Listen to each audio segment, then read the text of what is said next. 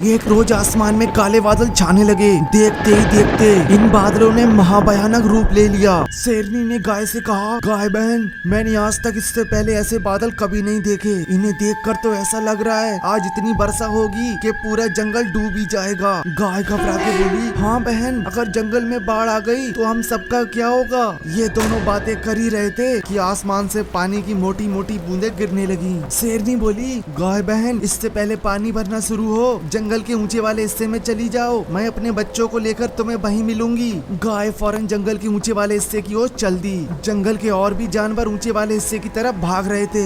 देखते ही देखते जंगल में पानी भरने लगा। बादलों को देखकर तो ऐसा लग रहा था कि आज हर तरफ पानी ही पानी होने वाला है। इधर शेरनी अपनी गुफा तक पहुंचने की जद्दोजहद में लगी हुई थी, पर तेज हवाओं के साथ होती बारिश की वजह से शेरनी को आगे बढ़ने में बहुत परेशानी हो रही थी। अब तो नदी, तालाब और जंगल सब एक हो गए थे। तभी शेरनी ने देखा एक मगरमच्छ इसकी तरफ चला आ रहा है। शेरनी फौरन एक पेड़ के पीछे छुप गई। मगरमच्छ ने शेरनी को नहीं देखा। जब मगरमच्छ यहाँ से चला गया तो शेरनी ने सोचा, जिस दिशा से ये मगरमच्छ आया है मेरी गुफा भी उसी तरफ है, कहीं मेरे बच्चों को कुछ हो ना गया हो। ये सोचते सोचते शेरनी पूरी जान लगा के भाग रही थी। तभी शेरनी की नजर दरियाई घोड़े के बच्चे पे पड़ी। दरियाई घोड़े का बच्चा एक पेड़ के नीचे दबा दर्द से चीख रहा था। ऐसे मुश्किल हालात में एक पल को शेरनी ने सोचा, ये बच्चा तो बहुत बड़े पेड़ के नीचे दबा हुआ है, अगर मैं इसे बचाने गई तो समय रहते अपने बच्चों तक नहीं पहुंच पाऊंगी। पर दरियाई घोड़े का बच्चा जोर जोर से अपनी माँ को पुकार रहा था। शेरनी को बच्चे पे दया आ गई। शेरनी बिना देर किए भारी भरकम पेड़ को हटाने में जुट गई। काफी कोशिश के बाद भी पेड़ थोड़ा ही हटा था, पर ये एक माँ का इम्तिहान था। जैसे तैसे शेरनी ने पेड़ को बच्चे के ऊपर से हटा दिया। पेड़ के नीचे दबने की वजह से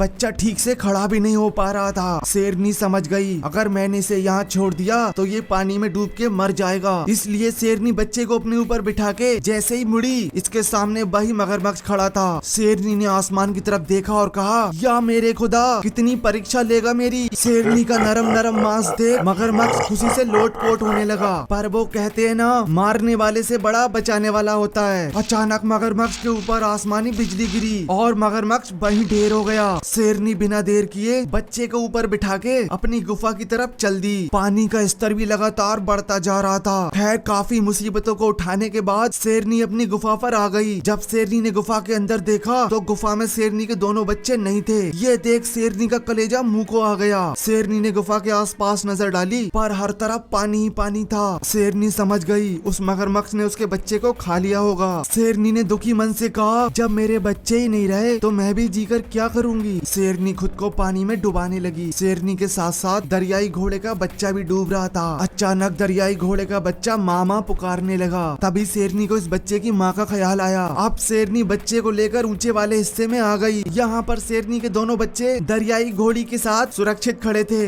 दरियाई घोड़ी शेरनी के साथ अपने बच्चे को देख रो पड़ी। शेरनी ने भी अपने दोनों बच्चों को गले लगा लिया। दरियाई घोड़ी बोली, शेरनी बहन, मैं अपने बच्चे की तलाश कर रही थी, तभी मुझे गुफा में दो बच्चे दिखे। मैंने सोचा अगर ये यहाँ रहे तो बेचारे मारे जाएंगे, इसलिए इन्हें मैं अपने साथ ले आई। और जब बाद में मैंने मुड़ के देखा तो पानी का स्तर काफी बढ़ गया था। मैंने तो मान लिया था अब अपने बच्चे को कभी नहीं देख पाऊंगी। इसके बाद शेरनी ने अपनी पूरी कहानी बताई। पूरी रात बारिश होने के बाद सुबह सब कुछ शांत हो गया। दोस्तों, कहानी पसंद आए तो वीडियो को लाइक कर हमें फॉलो पक्के से कर लें। धन्यवाद।